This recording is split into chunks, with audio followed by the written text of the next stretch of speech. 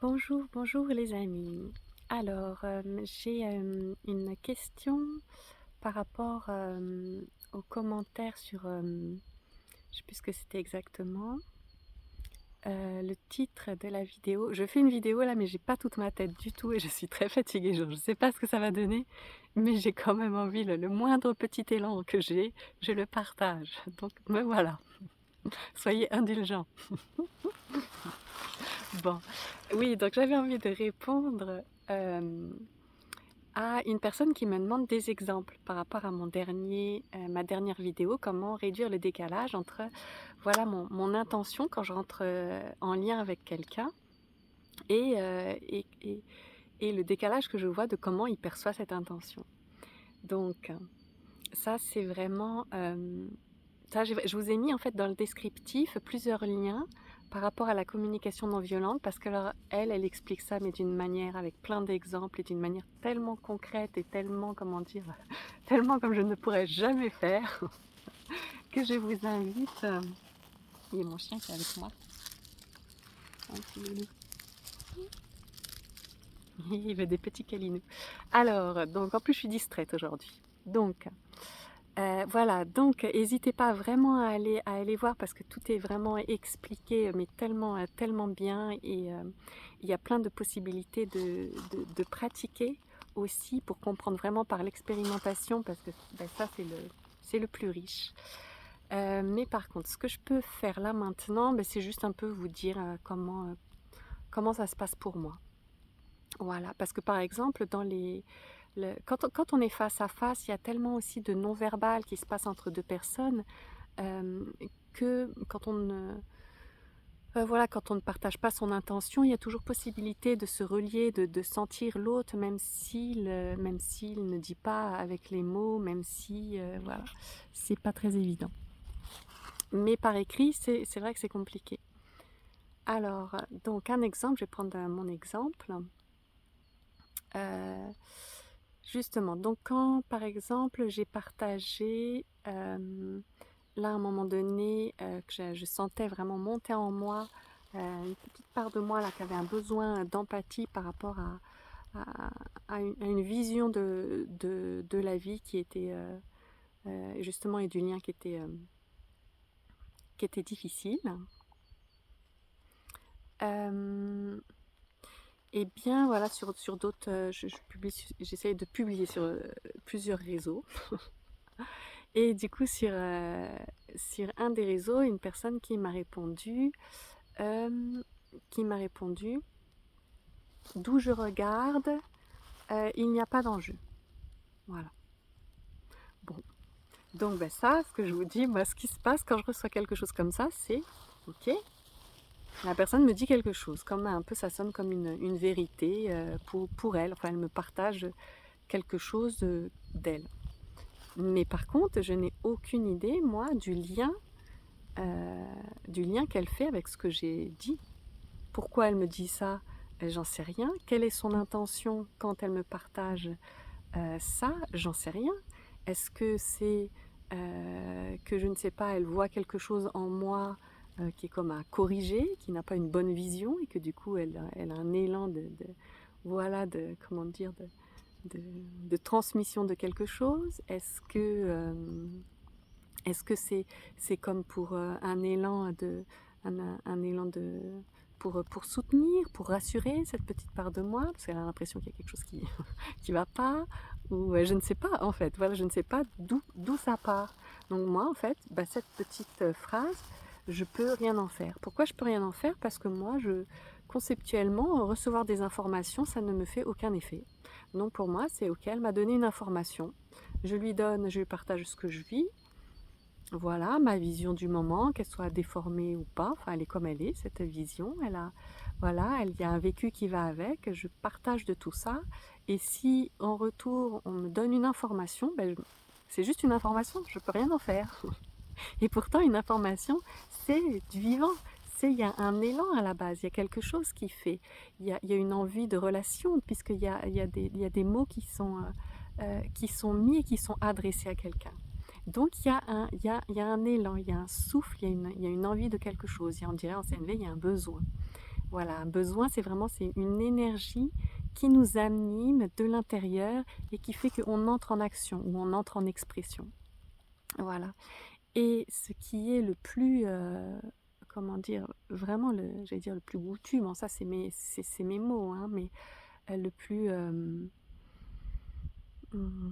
ouais, le plus agréable, eh bien, c'est de pouvoir parler, se rencontrer à ce niveau-là. Quand l'autre personne nous délivre, en fait, c'est quoi son élan vraiment à la base, en amont de la manière dont elle parle et de ce qu'elle dit, que ce soit de l'information, eh bien, ça nous permet de se relier directement à elle, comment dire, à son, euh, à son souffle jaillissant de la source. Voilà, c'est pour ça qu'on aime tellement ça. Parce que l'élan, les besoins en CNV, c'est vraiment l'énergie qui jaillit de façon, mais qui jaillit, quoi. Voilà, c'est la manifestation pure, c'est ce moment-là particulier où, où il n'y avait rien de manifesté, et puis tout d'un coup, il y a quelque chose. Alors je ne sais pas si c'est tout d'un coup, mais en tout cas, c'est vraiment c'est un moment magique, ça. Et c'est magique de pouvoir le partager parce que c'est là qu'il y a toute la vie et toute la saveur. C'est là que c'est vraiment le plus vivant.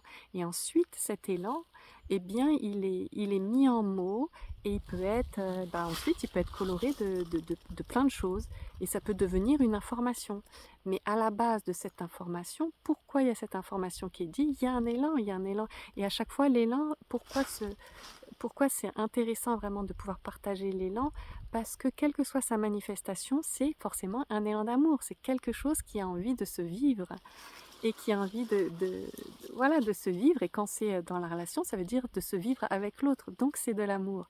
Donc c'est pour ça que pouvoir dire à l'autre quelle est son intention, quand on dit ce que l'on dit, quel est son élan, quelle est son énergie vitale qui le pousse à dire ça, eh bien, c'est ça qui est le plus grand bonheur, en fait. Je veux dire, par exemple, voilà, ben, en fait, quand j'entends ce que tu me dis et tout, ce qui se passe, en fait, en moi, eh ben, ça me touche dans mon cœur. Et pourquoi ça me touche?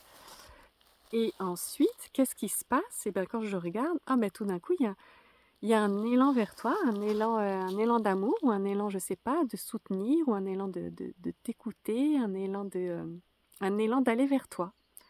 Voilà, par exemple, ça peut être ça. Et du coup, bah, dans mon élan voilà, d'aller vers toi, eh bien, ça prend la forme d'où je regarde, il n'y a aucun enjeu. Mais en même temps, vous voyez que quand on me dit ça n'a pas du tout le même goût. Parce que moi, quand j'entends cette information-là, c'est une information, donc c'est déjà passé de l'élan pur, d'une vibration pure jaillissante, c'est passé dans une expression conceptuelle. Voilà, mental. Donc moi, ça veut dire qu'il faut que finalement, il faut que je redescende chaque étage pour voir à la source qu'est-ce que c'était. Voilà. Du coup, qu'est-ce que je disais? Voilà. Et surtout parce que quand on nous donne une information, vraiment, consciemment ou pas, on a envie de se relier. Donc c'est toujours à l'intention. Mais si cette intention n'est pas dite, on va l'imaginer. En fait, hein, c'est toujours comme ça, hein. Le mental, il est comme ça. Il n'a pas l'information de pourquoi il y a ça qui est dit, donc il imagine. Et comme nous sommes tous conditionnés, vraiment dans des choses pas toujours les plus sympathiques, et bien, qu'est-ce que l'on met, qu'est-ce que l'on imagine? C'est jamais des choses très agréables. Voilà, et c'est là que entre en fait comment dire, en interaction ce qu'on appelle les projections. Les projections, c'est simplement je ne sais pas ce que l'autre me dit, et je n'arrive pas à être en lien avec l'autre, ses mots, sa façon d'être ne me suffisent pas. Du coup, je comble le vide de ce que je ne sais pas parce que je connais de la vie, des relations, de ce qui est habituel. Donc si habituellement, voilà, et la société est beaucoup comme ça, ben, on me dit que ce que je suis, ça va pas, et ben, je vais entendre il n'y a aucun enjeu, ce que je suis, ça va pas. Il faudrait que je sois au courant qu'il n'y a aucun enjeu. Ou alors, je sais pas, qu'est-ce qu'il répète. Ou alors, simplement, bon, là, je ne sais pas, mais vraiment selon et on a un tel, ou alors avoir raison, ça peut être simplement aussi pas du tout un élan vers l'autre, ça peut être juste un élan de soi, en fait, un élan d'amour de soi, qui a envie juste d'exprimer sa vérité. Et là, ça passe comment? Par un moyen qui est du coup pas du tout au service du lien, parce que ça va passer comment, par le conditionnement, et comment on a appris en fait à exprimer notre vérité, c'est toujours au détriment des autres. Donc là, il y a un petit côté après comme de pouvoir, un côté jouissif, de combat, de quelque chose qui veut avoir raison, parce que dans cette sensation d'avoir raison, du coup, ça donne quoi? Ça donne le sentiment d'exister. Voilà. Donc en fait, quand les gens ils débattent entre eux, c'est simplement qu'ils cherchent simplement à se légitimer d'exister. Ça veut dire qu'en eux, ils ne sont pas suffisamment, comment dire, reliés à ce qui se passe en eux pour voir que ils n'ont pas voilà, finalement, s'il y a cet élan-là qui se manifeste, et il peut se manifester d'une manière dont on a l'impression qu'on manque. Voilà. Et du coup, on recherche à l'extérieur, dans la relation, à comme combler ce manque de légitimité en essayant d'avoir raison. Voilà. Et comme on a un conditionnement qui invalide absolument tout le temps notre système éducatif, enfin, le fonctionnement de la société est complètement invalide complètement le vivant. Donc, il y a des phénomènes de hiérarchie, tout est replacé à l'extérieur. Voilà, on doit apprendre, c'est les autres qui savent. Enfin, il y a tout un truc de pouvoir qui fait que que l'on est depuis l'enfance pas légitimé dans ce que l'on est. Voilà, que ce soit dans nos émotions, dans ce que l'on vit sur l'instant, dans ce que l'on pense, dans ce que l'on fait. Voilà. Donc ensuite, eh bien, il y a des élans d'amour qui ont juste envie d'être. Et puis, c'est comme déformé par l'histoire qui se raconte, et du coup, ça va se manifester après, voilà, un peu comme ça. Bon, je ne sais pas si je réponds vraiment à la question, ça part un peu dans tous les sens. Mais en gros, voilà. Et moi, pour moi, c'est tellement, tellement précieux parce que je suis pas très conceptuelle, et moi, bah voilà, c'est vraiment clairement quand on me donne juste une information, je sais pas quoi en faire. Ça ne me relie pas du tout à la personne. Donc, ce que j'aime effectivement, c'est de pouvoir savoir euh, voilà d'où ça part. Et du coup, ben, ça demande à chaque personne de pouvoir se conscientiser, savoir ah tiens, là j'ai un élan, j'ai envie de parler, j'ai envie de dire quelque chose, et puis juste regarder en soi, ah mais j'ai envie de dire ça, et qu'est-ce qui se passe à l'intérieur de moi? Là, vraiment, je reviens au centre de moi-même, à ce moment d'où cet élan, cette énergie jaillit de moi. J'y retourne, vraiment pour goûter sa saveur, et ensuite le dire, le partager. Donc voilà, quand du coup ça donne quand je t'entends voilà, partager ce que tu dis, bah, ça me touche, et du coup j'ai un élan de soutien, et du coup j'aimerais te dire bah, c'est pas grave. Par exemple, voilà. Mais si on dit juste c'est pas grave, moi par exemple, si je partage un truc qui me semble grave sur le moment, et que quelqu'un me dit c'est pas grave, ma réaction c'est de dire mais il se fout de moi ou quoi là? Je viens de lui dire que c'est grave, il me dit que c'est pas grave. Donc là, il y a en fait au niveau des mots, du sens des mots, il y a, comment dire, confrontation, c'est-à-dire que le sens des mots, c'est pas ça qui nous permet de nous relier, parce que les sens ils peuvent être différents, et voilà. Tandis que là où vraiment où on s'entend tous, où on se rejoint, et où il n'y a pas de, justement, où il n'y a pas de, comment dire, de différence, d'opposition, justement de dualité, eh bien c'est dans cette énergie jaillissante, parce que c'est quelque chose qui est commun, sans, comment dire, de façon pure et authentique, complètement sans, comment dire, sans tout le conditionnement et tous les problèmes et tout ce qui peut entrer ensuite en interaction et en conflit. Voilà. Parce qu'il ne peut y avoir des conflits que quand il y a que quand il y a comment dire, euh, qu'au niveau du sens, hein. Voilà. Mais au niveau de l'amour, quand on est dans l'amour, quand on est dans l'énergie de l'amour, il y a pas de conflit. Immédiatement, ça nous met en lien, on est touché. Il y a jamais personne qui va dire ah mais ton élan de soutien, je sais pas quoi, ou ton élan de ouais, là je sais pas, il y a plein de trucs, mais vraiment je vous invite à aller regarder un petit peu vraiment du côté de la communication non violente, parce que c'est un trésor, un trésor. Vraiment, si à la limite vous deviez faire quelque chose dans votre vie, laissez tomber l'éveil et puis vraiment apprenez à communiquer. Parce que la communication, c'est ce qui permet de vivre là maintenant dans la manifestation cette reliance. Et je peux vous dire que nous sommes tous des handicapés. Nous sommes réellement des handicapés du lien. Voilà. Et le lien, eh bien, c'est ce qui fait partie vraiment de notre quotidien d'humain.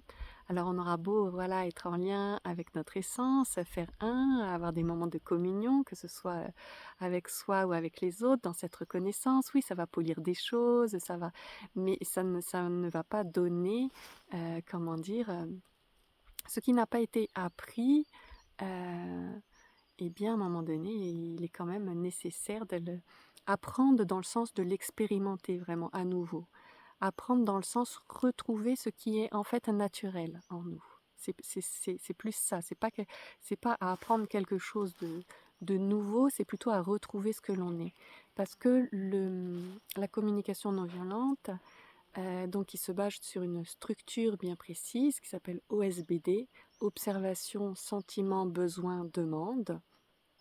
Eh bien, c'est quelque chose qui a été observé finalement d'une communication fluide entre deux personnes, de quelque chose de naturel. Et c'est ce naturel, voilà, qu'on a perdu par rapport à... Parce que nous ne vivons plus dans la réalité, simplement. C'est pour ça que la première, on va dire, la première proposition de la communication non violente, c'est de revenir à l'observation. À l'observation soit de la situation, hein. Voilà, parce que si la situation déjà elle est colorée, on ne la voit pas telle qu'elle est, eh bien, voilà, on n'est déjà plus dans la réalité. Donc, comment communiquer si on n'est pas déjà dans la réalité telle qu'elle est? On n'a déjà plus de base commune. Donc là, c'est foiré d'avance. Et ensuite, sentiment, ça veut dire regarder qu'est-ce que ça nous fait.